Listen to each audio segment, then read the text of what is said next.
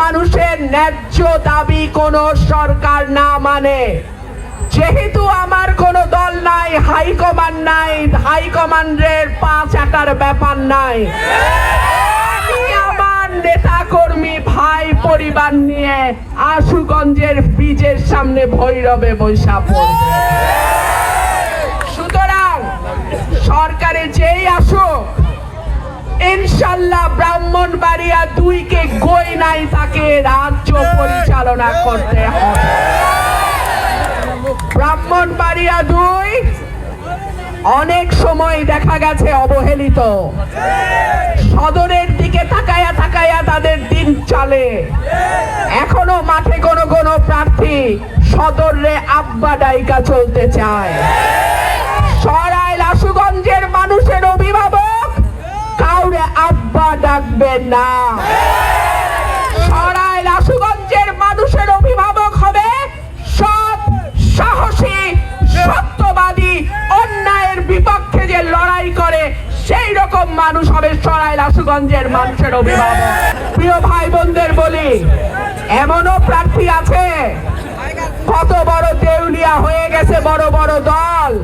শেখ হাসিনার সময় মেয়র জাহাঙ্গীরের লুঙ্গির তলে থাকতো, শেখ হাসিনার গুণ গাইতো, এখনো বলে শেখ হাসিনা উন্নয়ন করে গেছে, তারেক রহমান তার ধারাবাহিকতায় করবে। এইরকম মানুষরেও তো নমিনেশন দিতে হয়, আফসোস লাগে এত বড় দল প্রার্থী খুঁজে পাইল না।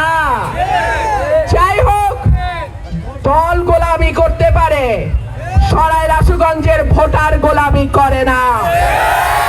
সরাইল আশুগঞ্জের ভোটার এমন ভোটার যে এখানকার মোরগও আসলি মোরগ, একটা আরেকটারে শেষ না করা পর্যন্ত থামে না।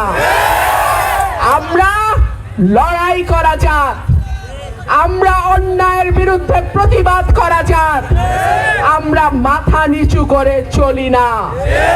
প্রিয় ভাইরা আমার, শুধু গ্যাস না, নানান দিক থেকে সরাইল আশুগঞ্জ অবহেলিত। আমাদের রাস্তাঘাটের উন্নয়ন নাই, আমাদের রোড ঘাটের উন্নয়ন হয় নাই, ভাঙ্গা রাস্তা, ব্রিজ নাই। বিভিন্ন জায়গায় দেখা যায় নদীর পানি বাড়লে মাটি ভেঙে এলাকা বিলীন হয়ে যায়, ঠিক কি ঠিক না? আমাদের তরুণ প্রজন্ম, কিশোর ভাইদের জন্য খেলার মাঠ নাই। আমাদের স্বাস্থ্য কেন্দ্র, হাসপাতাল, স্কুল, কলেজ, মাদ্রাসা বিভিন্ন জায়গায় অনুন্নত অবস্থায় পড়ে আছে।